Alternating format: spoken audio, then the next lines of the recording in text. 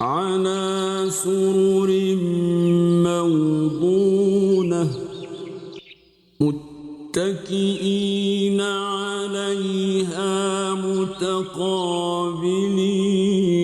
متقابلين يطوف عليهم ولدان مخلدون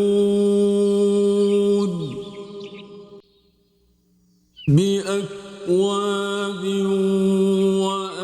وأباريق وكأس من معين لا يصدعون